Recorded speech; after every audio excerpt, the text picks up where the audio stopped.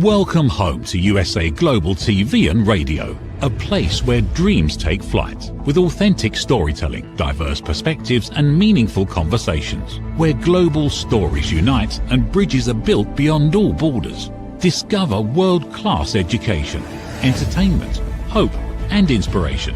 Together, we're building bridges worldwide. Subscribe to our channel, USA Global TV. Download our app, USA Global TV.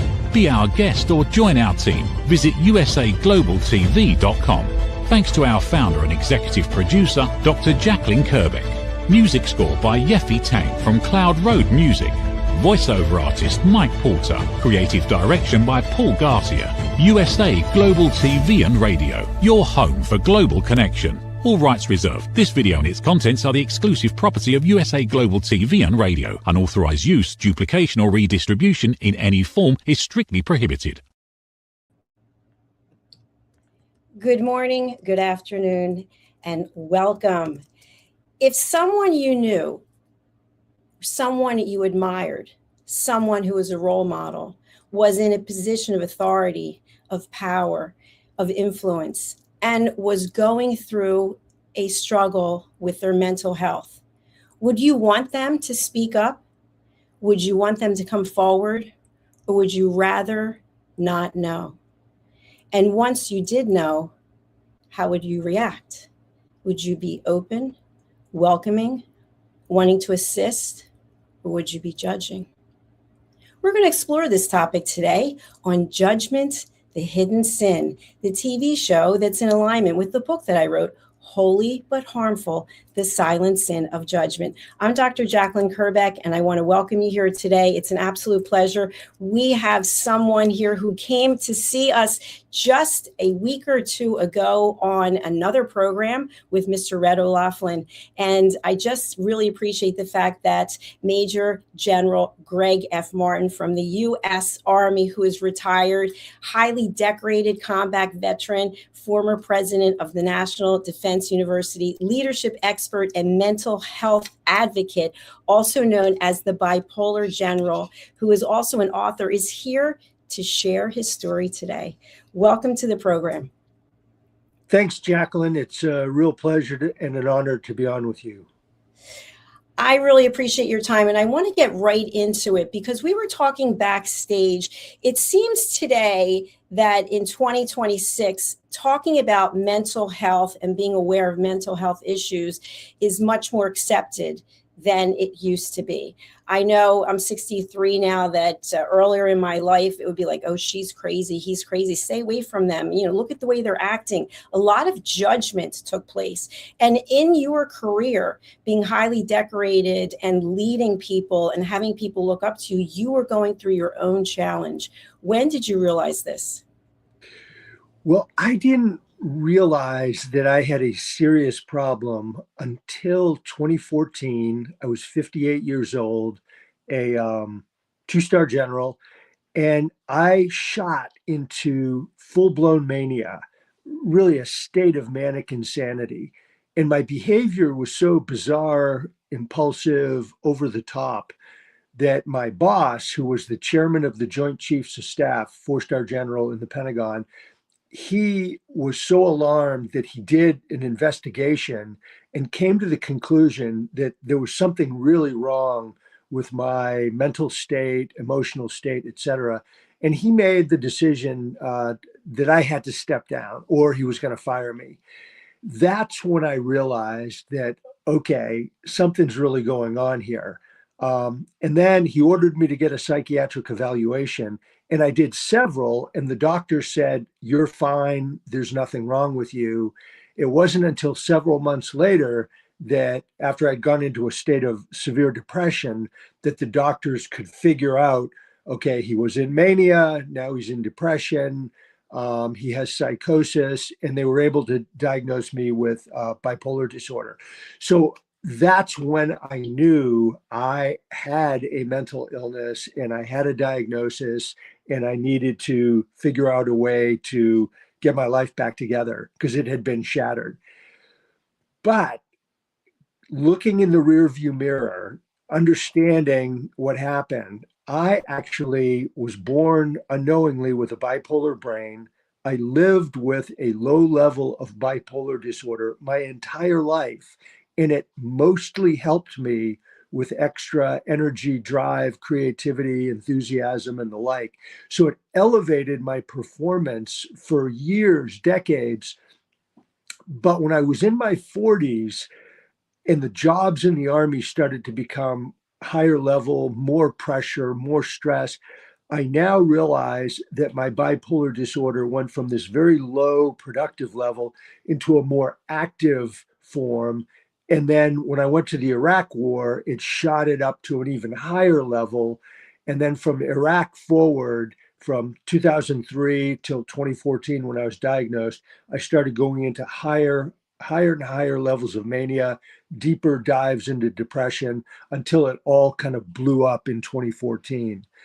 Interestingly, I did go to the doctor 7 different times during that run from the Iraq war on. And every single time, except for the seventh, they said, "You're fine. There's nothing wrong with you." And the lesson there is the doctors and the medical people, they're blinded by someone's success.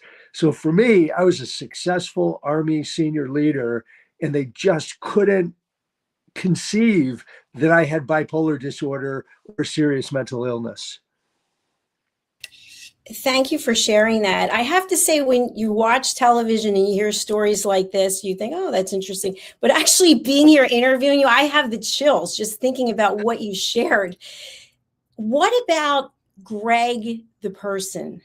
Not the major general, not the leader, but the human being. To find out from your boss that this is what he thinks is going on, you need to do something, taking you almost like pulling the rug out from underneath you. How did Greg, the human, feel about that? What a fabulous question. So the chairman, I mean, he's the highest ranking military officer in the country. At the time was Martin Dempsey, really good guy. I had worked for him 4 different times, and he had handpicked me for these really elite, prestigious jobs.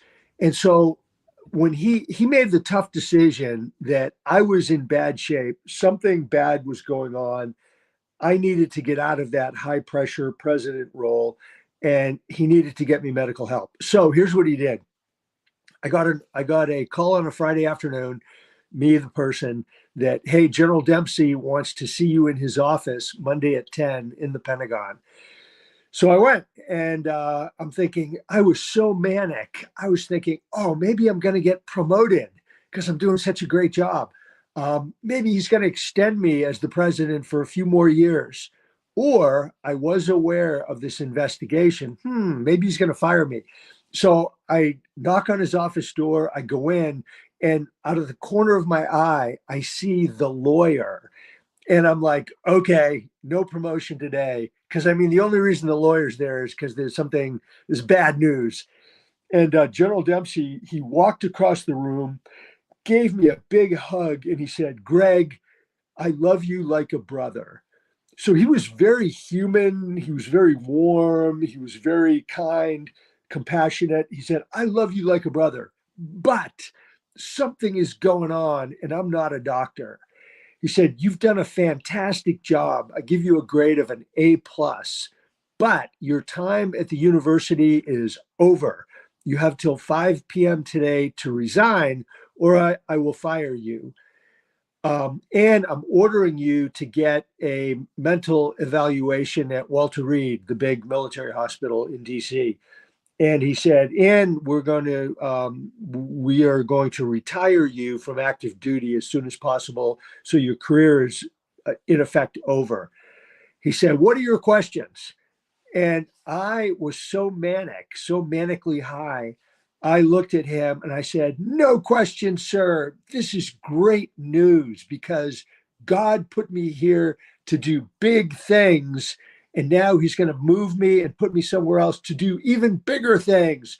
And I gave him a big hug. And General Dempsey, his eyes are wide. He's looking at me like I am insane, which I was. I was in a state of manic insanity. Here's the irony, though, Jacalyn. That was in 2014. So 12 years later, looking back, I was actually right. I am doing the most important, meaningful work like in my life with this mental health advocacy. So personally, that's kind of how that went down. But then as I spun into crippling depression, which followed the extreme mania, it got really dark, awful. I really didn't even want to be alive. I had, suicidal ideations and thoughts. I barely could function for about 2 years, until finally I was hospitalized. Everything started falling apart. My whole life was just pretty much upended. I'm super fortunate my wife didn't abandon me. She stayed with me along with my kids. And ultimately, over a course of 2 years, with the diagnosis, I was finally able to get the right medicine, which for me was lithium. And once I got on the right medication and I sort of biologically and chemically stabilized my brain, that was 10 years ago, I've been on a really positive, strong recovery journey and, feel like I'm making a real difference. Wow, that is a lot to deal with. So you are in this big meeting, not knowing how it's going to go, and you get this hug, and the message is, I love you, but get out. Yes. And your reaction is, fantastic news. Thank you. I've been waiting to hear this because I'm going to take what it is I've been doing and I'm going to build upon it in another way. So at some point, the reality, even though you actually have delivered on what you said you were going to do, the reality hit in, and it must have been like a landslide, maybe thinking back to that day. And did you ever have any, I wonder if I had said this, if it would have changed the situation, or you never looked back and thought I would have done it differently? Well, that's a very good question. There's a lot of complicated things. I thought, and there was valid, objective reasons for thinking this. I thought that my workforce and my key leaders had turned against me and had sort of manufactured a lot of negative, bad information about me that they fed up the chain of command to get me fired. Now, that's a combination of I had psychosis, which are a combination of delusions and hallucinations. So while all this was happening, kind of a natural offshoot of the bipolar disorder, um, and I also had pretty significant PTSD from the war in Iraq. Um, I believed people were really against me. So when I got sent to National Defense University, my mission was to transform, elevate, create a more cutting edge university, be entrepreneurial, be bold, change things, find best practices, all that kind of thing. But when you go into an academic environment or a government environment, people don't want to change. I mean, everybody wants to just keep doing it the way that they're doing it. But the chairman had given me this mandate and he told me, be aggressive, go in there, make change. Don't be afraid to break China. Don't be afraid to fire people. So I did. I went in pretty aggressively. Well, that attitude and that mandate combined with my personality and bipolar disorder, I was going too far, too fast, too much of a hurry. I should have, like the amount of work and change I put into effect in 2 years, that probably should have been a 5 or a 10-year process looking back now. But the people really resented, a change leader. And so they would send negative things to the media. They would send negative reports. But my paranoid, delusional mind would spin that up and make it worse than it really was. So it was a complex mix of things that were going on. But I think I probably should have done a better job of carefully um, keeping my boss and the key people around him in the Pentagon. I should have done a better job of informing them, keeping them up to date on the details, the dissension against me and things like that. I think I kind of took that for granted and didn't work that piece of my communication well enough. And then when I got fired, the interesting thing was, in short order, I had 3 psychiatric evaluations where the psychiatrists at Walter Reed said, "Oh, General Martin's fine. He's healthy. He's stable. There's nothing wrong with him." So then, in my bipolar psychotic mind, I took that as proof, as evidence that I am fine. There's nothing wrong with me. It's these disloyal people under me have screwed me over. They've stabbed me in the back. They've gotten me fired. And I totally, totally believed that. And then I had what they call a moral injury, which is another psychiatric condition where when you have given your life and your loyalty to an institution like the university, like the US government, the army, and then they betray you or you think they've betrayed you, that kind of rips a hole in your soul, in your spirit. And that's called a moral injury. And then it has all kinds of significant effects on your mental wellness and your mental state of mind.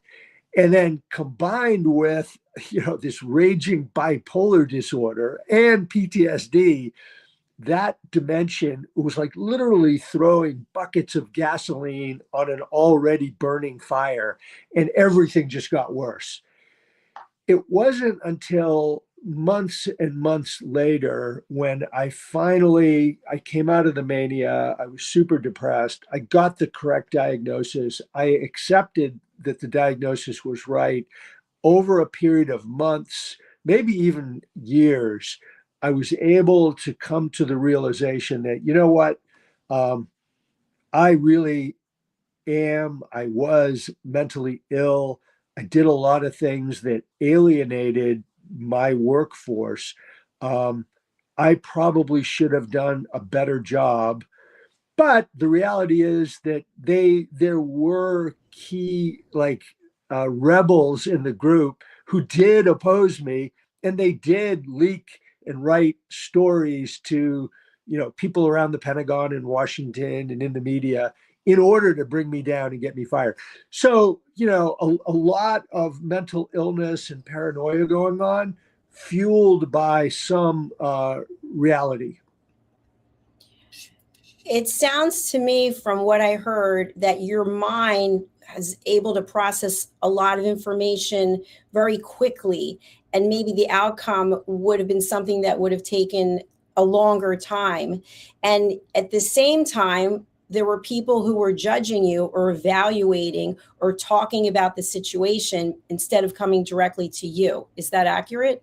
Yes, exactly. Okay. So when you think back to that time, because this show is about judgment, not about today, but back to that time, how judged did you feel? Were you aware of judgment, of people looking at you in a different way? Yes.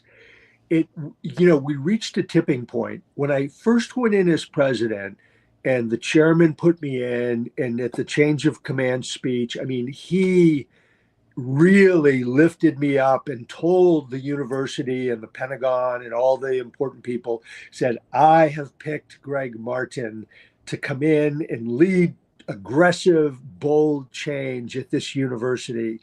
And he has my full backing." And so I was able to pretty well come up with a strategy that he blessed and, put it out in the university with the leaders. And so immediately, I would say probably 25% of the university embraced the ideas and wanted to move forward in this new direction. About 25% really opposed it, and they were going to dig in their heels and fight. And about the 50% in the middle were like, they were fine. They were going to go with wherever the leaders took them. But over time, what ended up happening is the people who opposed it, they were able to sort of poison the well in the Pentagon, in the Congress, in the university, and convince people that Martin doesn't really understand this stuff. He doesn't really know what he's doing. He's being too aggressive. He's not listening. He's not relying on the expertise that we've had here for many years. And so they were able to start poisoning the well and getting a lot of the undecideds over to their side.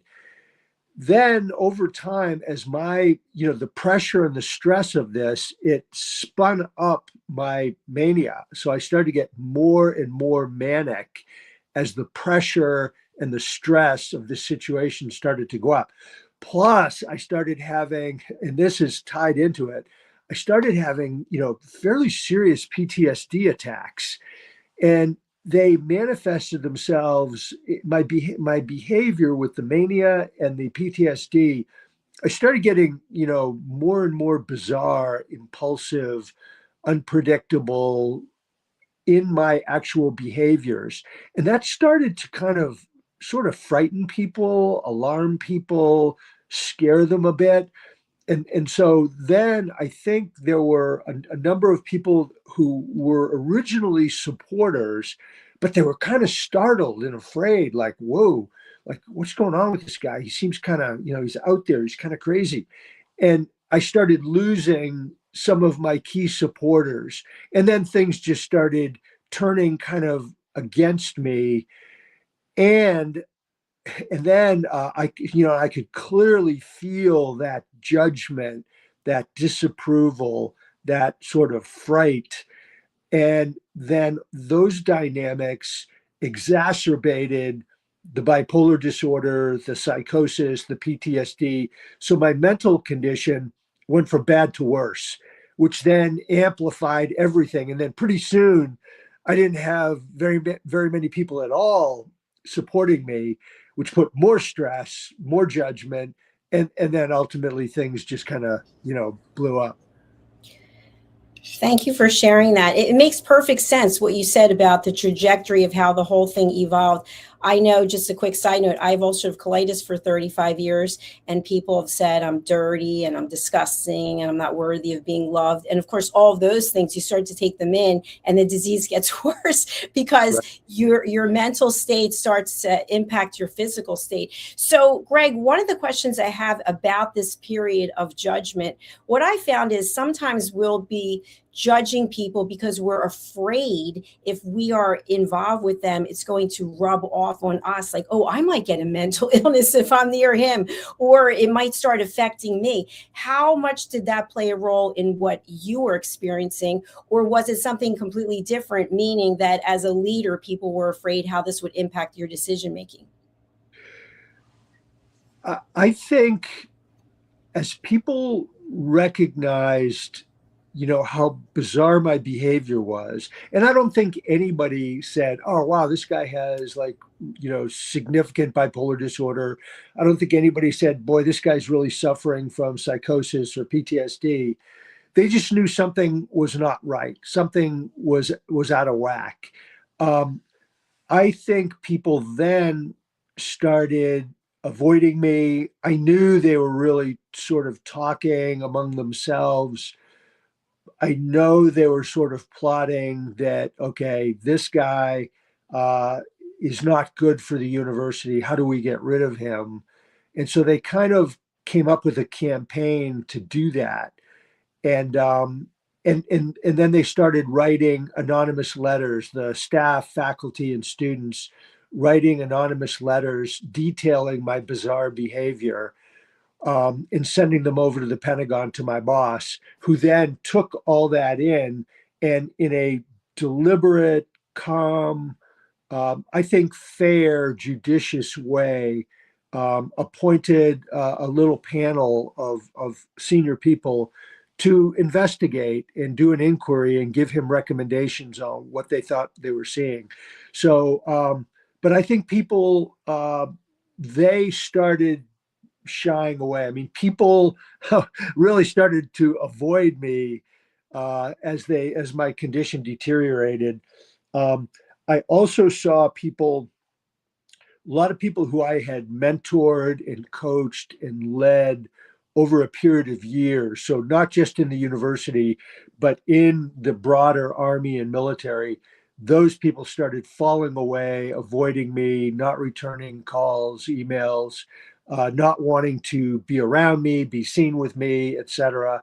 You know, that dynamic really accelerated. It's really interesting. And I had mentored and coached and advanced, dozens of younger officers who were, super successful, made general and everything.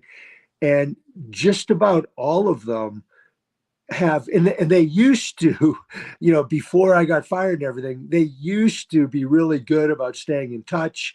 And, we had a great relationship. Now, part of that was they wanted the benefit of a more senior guy to be able to help bring them up and get them advanced. But they pretty much dropped off the radar screen.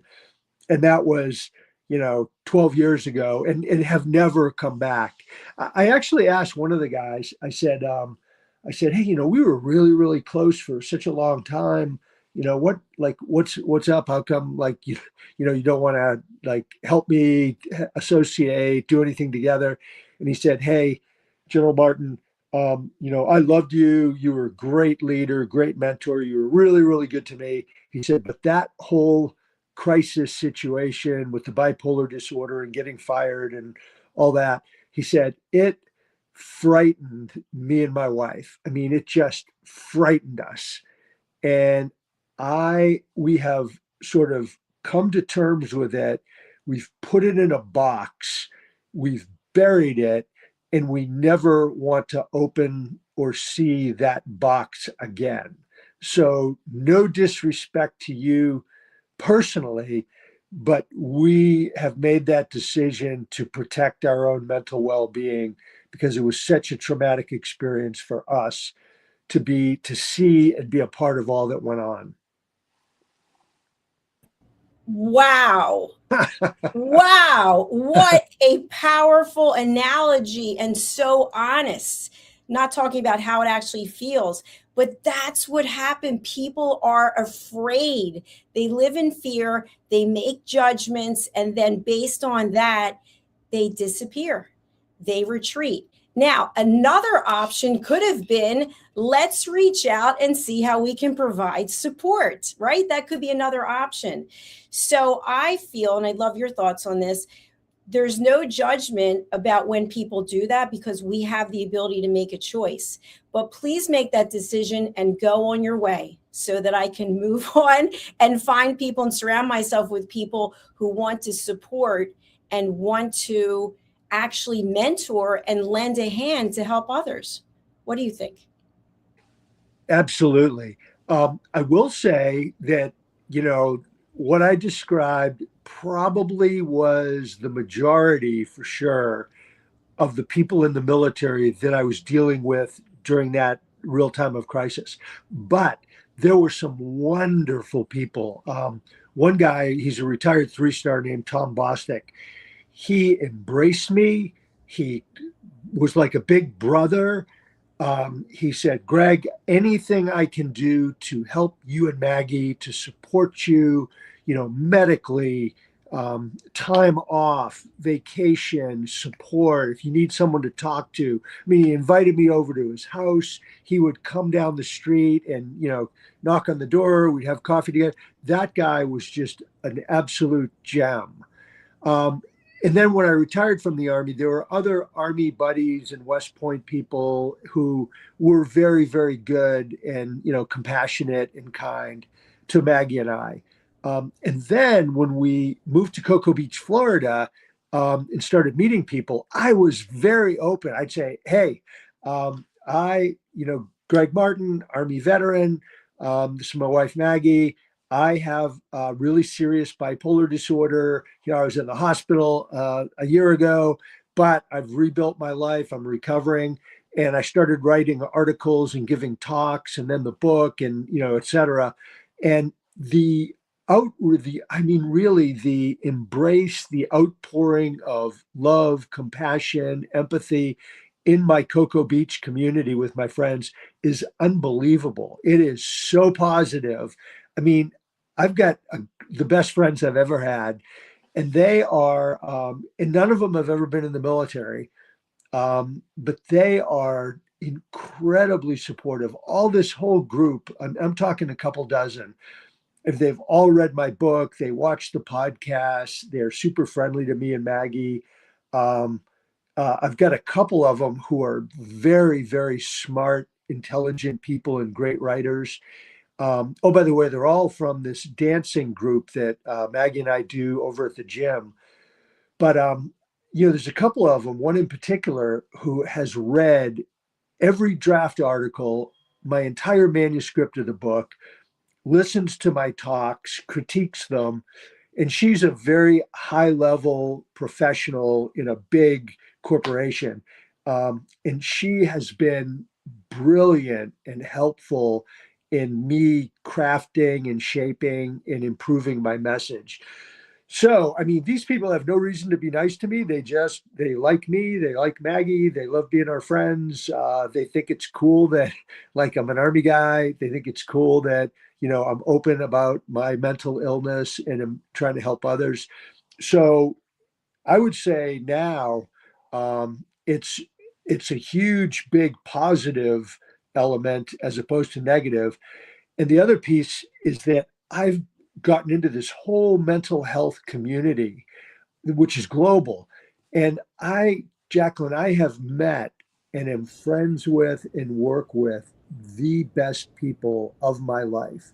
Smart, caring, compassionate, fun, happy, great to be with. And so I feel really blessed to have this whole turnabout. It sounds like your journey has taken you right to where you're supposed to be. So I want to talk a little bit about your book. Before we move into that, going back to where you were and what you were experiencing, there are people out there right now in different walks of life in different parts of the world who are going through something similar, even though they weren't a major general, right? But they don't know how to deal with it. Maybe they don't even know what's going on, like what you said. What are some of the signs that there might be something going on with mental health that needs to warrant a visit to a doctor? Great question.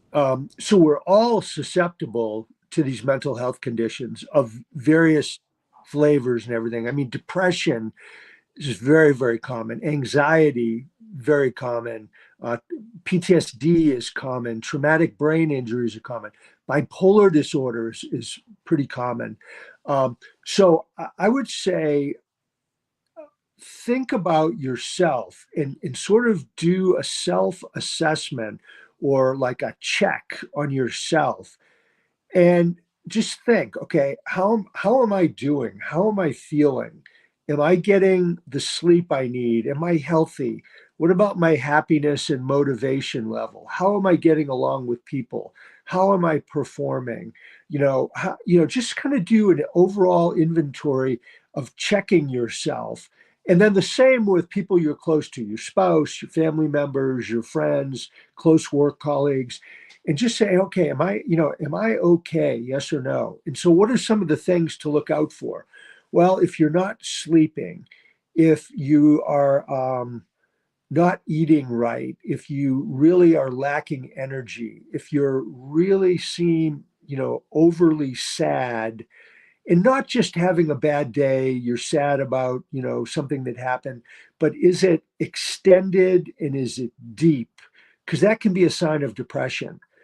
How about your energy levels? Are you, it's fine to be enthusiastic and have good positive energy, but if you start really going up to an unusual level where you're having trouble sleeping because you have so much energy, you're talking faster and faster, you're getting ideas faster and faster, you're starting to think in a grandiose way that you really are some kind of savior of the world or the smartest person.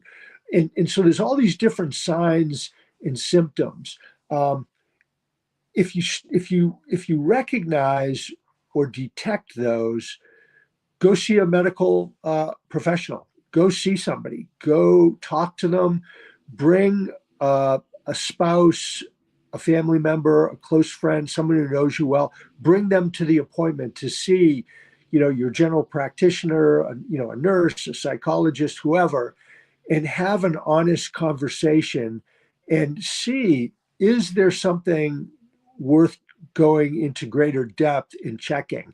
And if they say no, that's good news, but keep an eye on yourself anyway, because, I had that bipolar disorder my whole life, went to the doctor many times, and they never diagnosed it. They couldn't see it because some of this stuff is hard to detect. But anyway, stay with the medical channel. And then if you or someone gets a diagnosis, I would say, don't deny it. Don't hide from it. Embrace it. Just say, okay, I have a condition inside my brain.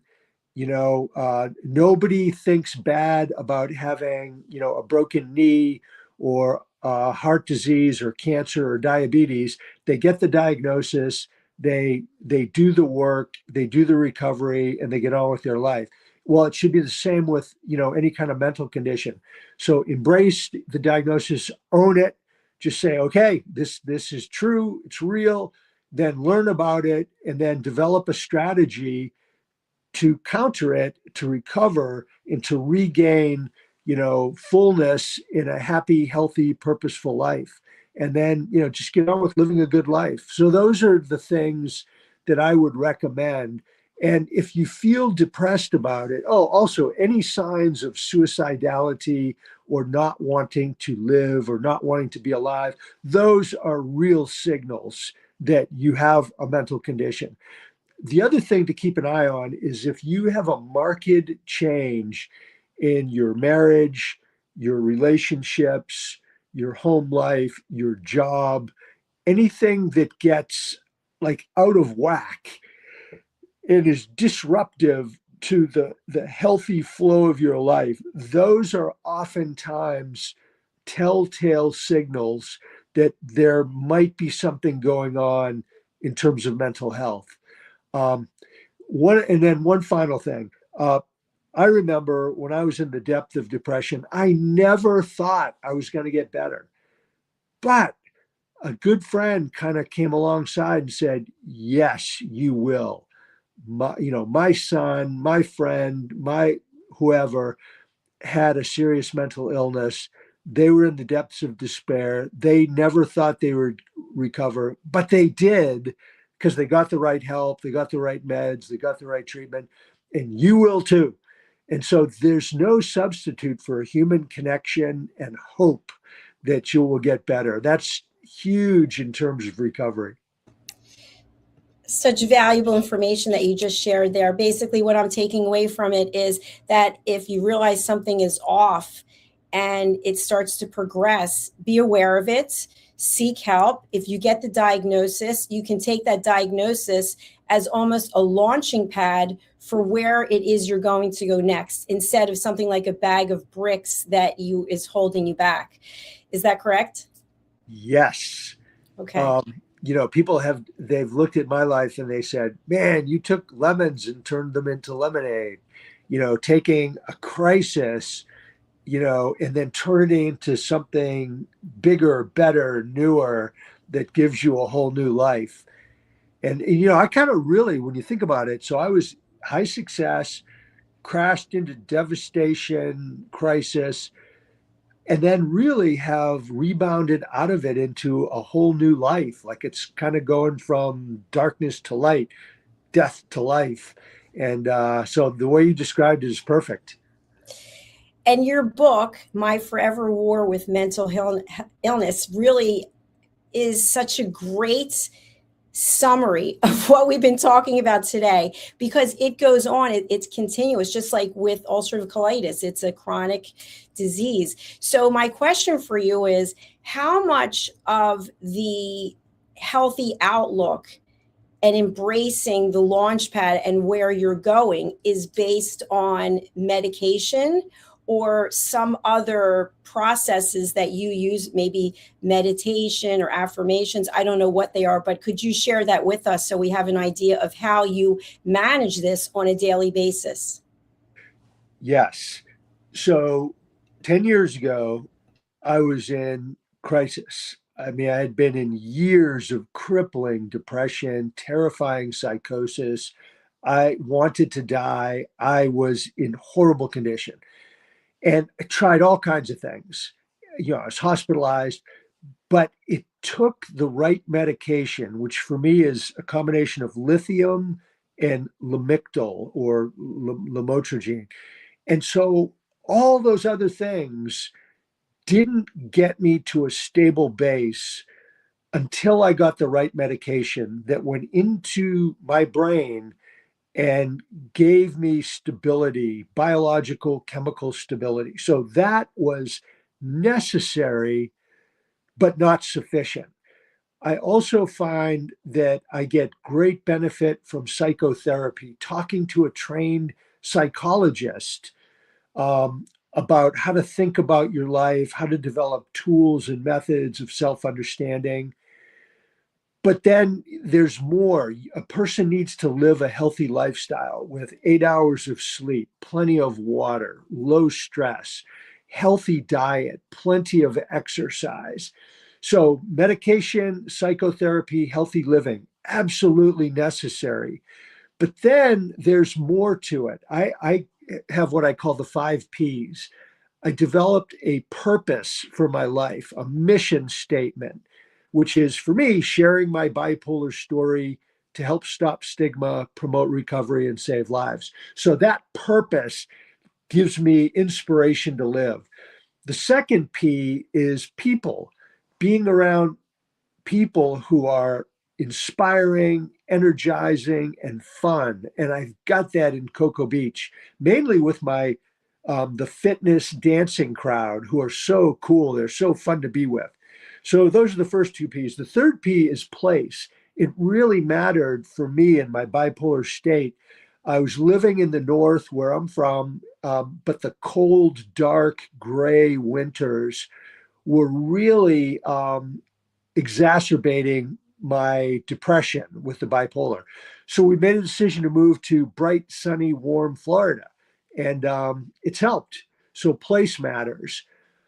And then perseverance, just having the will to fight and win every day, one step, one day at a time, not giving up, to keep going with your care plan, your recovery plan.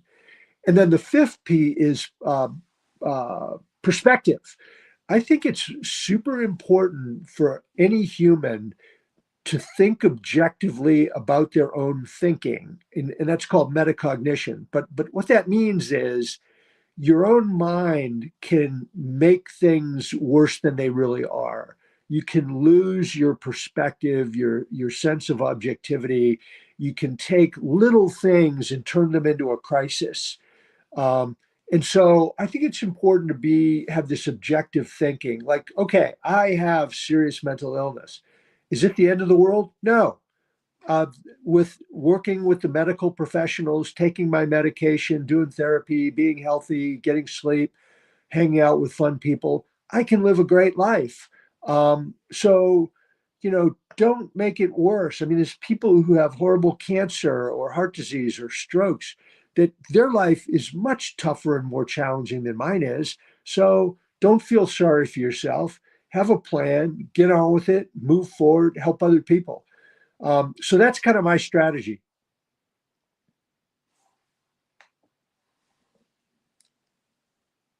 Very powerful, and so many nuggets for people to take away from what you talked about today. Before we close out, Greg, with your book, we have been putting it up on the screen where people can buy it. What would you like people to take away from reading it, and who would be a good reader to purchase it? First, the book applies to pretty much anyone. Even though I was in the military and I'm a veteran, it really is applicable to all humans. So I would say anybody who is interested in just health in general, mental health in particular, uh, anybody who's in a leadership position or aspires to be a leader, anybody in the medical community, I think it really applies to. And then, anybody in the military or the veterans community, I think it applies to, in particular. It's interesting. I think the greatest interest in this book has been in the professional medical community. So doctors, med schools, nurses, universities, that whole setting. Um, Pretty much anybody, but those ones in particular. Um, what people should get out of it, I think, is okay, here was this very healthy, very successful guy in the military, rose to the highest levels unknowingly with bipolar disorder, that helped him until it didn't. And then he crashed and had a crisis that could have killed him. He was hospitalized, fired, retired, all that bad stuff. And I could have died. And if I didn't get the right treatment and the right medication, I very well may have died 10 years ago from one form or another: suicide, violence, being arrested and killed in prison. But because of the professional medical community, the support of my family and friends, and then the sort of the perseverance to not give up, to not kill myself, to not quit, I have been able over the last decade to put together a plan and come back to life. And it's possible. There is hope for anybody. And it's not just mental illness. People have tragedies of all different types. You can come back. There is hope. You can resurrect yourself. And from those really terrible experiences, you can then be a source of inspiration, encouragement, hope, help, to help other people, put their lives back together and make a difference. So that's really, really the story. It's, it's a story of resilience, perseverance, and I think grace. I mean, I don't think I would be here. I don't think I would have had this recovery if it weren't for, really the grace of God and the kindness of other humans. Major General Gregg Martin, I have to say, I think you are exactly where you're supposed to be. Your story is so inspiring. I mean, to think about the level of leadership that you were in with the U.S. Army, and then what happened after that and where you are today. And you have this energy and this charisma. I think I would follow you wherever you were going. So keep up the phenomenal work. And I want to thank you for your service.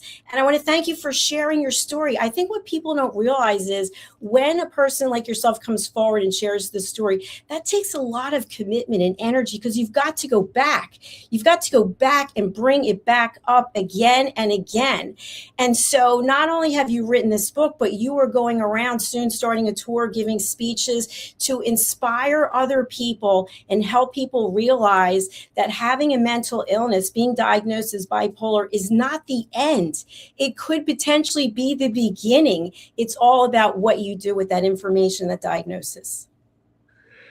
Well, thank you, Jacalyn. You summarized it perfectly, and I really appreciate your encouragement. I mean, you're fueling me to keep going out and telling the story and encouraging people. So thank you. And it's such an honor to be on with you, and wonderful to meet you. Thank you so much. I hope one day I get to shake your hand and give you a big hug. Me too. I can't wait. I have to come to Philly. Absolutely. We've been sharing your contact details in the show notes, but for anyone who wants to reach out to you, who would you like to contact you, and what's the best way to do so? The best way to contact me is go to my website, which is bipolargeneral.com. and there's a link there. You click on it, and you can write me an email right from that. If that somehow doesn't work, my email is gregmartin79@gmail.com. And I am also on LinkedIn and Facebook. And we have those here as well for people to go and follow you. So please do. All right, Major General, what is the final word as we close out the show today? Mental illness touches everybody in our country and in the world. It's 25% of people have a mental illness they're afflicted, and then the other 75% are affected by it because their family, friend, or work colleague. So it's 100%. So it makes no sense to deny it, to stigmatize it, to hide from it. We just need to understand that it's real. It touches everybody. It's understandable. The professional medical community knows how to deal with and treat these conditions. And so if in doubt, go see a medical professional, get help, and then you can manage these conditions and live a life that is perfectly healthy and happy. In fact, literally millions of people of all walks of life are living right now with mental illness, and they're doing great. And interestingly, a lot of our most successful people, business, entrepreneurs, artists, military leaders, political leaders, are living with mental conditions like bipolar disorder, and many to most of them are doing really well. But it's because they recognize it and they're getting the help they need. Fabulous. Thank you so much for ending the show on this note. I really appreciate you. And I will be following you and where you're going and wishing you well. Thank you again. My pleasure, Jacalyn. Thank you. Thank you. Bye for now. I don't know about you, but I'm ready to go run 10 miles, do 100 jumping jacks. I have so much energy. The Major General just really is filled with so much passion and commitment. We haven't met in person, but I feel like I've known him for 100 years already. So please do reach out to him, because I am sure that he is going to make a positive impact on your life. Order his book over on Amazon and follow him on social media. For any of you out there who are struggling with something, and let's face it, we don't get out of this life without going through something, because it's part of the journey. It's part of where we're learning. And one of the major takeaways that I have today from listening to Greg is that wherever it is that we are and what we're going through, that could be the stepping stone, the trampoline, if you will, to take us to the next level. I know for me, I don't like having ulcerative colitis for 35 years, but I wouldn't be here today with this television network if I didn't have ulcerative colitis. So I have to be grateful for it. So what are you living with? What's going on in your life? Are you looking at it as doom and gloom? Are you embracing and saying, wow, I have this happening for me? What am I going to do with it? The first thing is go out and help other people. Help other people realize that it's not a curse. It may be the next chapter to your life. Thank you for being with us. If you have not done so before or yet, please do subscribe to our channels. We have two of them on YouTube, USA Global TV and Radio, where we have earned the YouTube Silver Creator Award for over 100,000 subscribers.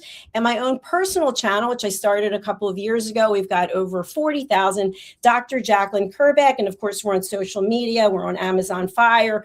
We are distributed on Roku and LG and Samsung and so on. But we'd love to have you on YouTube. If you'd like to be a guest on any of our shows, please go to our website, usaglobaltv.com. And finally, wherever you are in the world and whatever you're going through, realize that this could be the opportunity of a lifetime for you to look in the mirror and say, okay, I'm not suffering, I'm thriving. Thanks again. We're going to close out with a message from one of our team members, Mr. Red O'Laughlin, who has launched his newest book called Aging Sucks. Take a look. What if many of the problems we associate with aging are not random? What if there are identifiable causes behind declining energy, chronic disease, and memory problems? We have been told that aging is simply something we must accept, that slowing down is normal, that growing older means growing weaker. But what if that's only part of the story? Why do some people remain active and engaged well into their later years? Why do others struggle with disease, fatigue, and declining health? What is happening beneath the surface? What processes drive aging? In Aging Sucks, researcher, educator, and author Red O'Loughlin explores what researchers have discovered about why we grow older. No medical degree required, no confusing jargon, just clear explanations of what researchers have discovered about the processes that influence aging. You cannot stop aging, but understanding its causes may help you make better decisions about your health, your future, and your quality of life. Because understanding comes before action. Action creates hope. Aging sucks. End the guesswork. There is hope.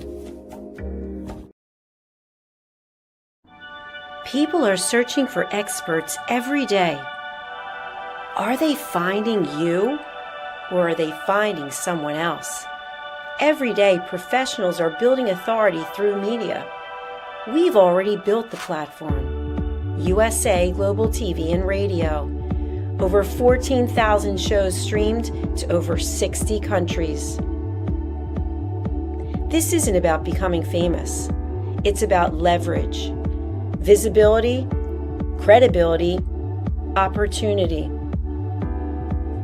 One interview, one conversation, one show, repurposed into content, connection, and business growth. Most people assume hosting a TV show requires a studio, a production team, and a massive budget. Our television packages begin at $1,500 US per month. Professional production, global distribution, replay visibility, built for voices with something to say. I'm Dr. Jacalyn Kerbeck, and if this resonates with you, we should talk. USA Global TV and Radio, all rights reserved. Contact us at info@usaglobaltv.com. Thank you, viewers and listeners of USA Global TV and Radio, for joining us today. We're honoured to have your time and attention as part of our global community. At USA Global TV and Radio, we believe in the power of authentic conversations, meaningful connections, and creating a world of possibilities together. Want to be part of something bigger? Join our team of elevated listeners at usaglobaltv.com, a space where your voice matters and your ability to listen transforms relationships. Stay connected with us across all our platforms for thought-provoking discussions, expert insights, and empowering stories. Subscribe to our channels at youtube.com/c/USAGlobalTV. Follow us on social media and explore the endless opportunities we're creating for growth, learning, and inspiration. Together, we're not just broadcasting, we're building bridges and changing lives one conversation at a time. For inquiries, contact us at info@usaglobaltv.com. Produced by Executive Producer and Director Dr. Jacalyn Kerbeck. Voiceover by Mike Porter. Creative direction by Paul Garcia. All rights reserved. Visit usaglobaltv.com to view our full terms and conditions.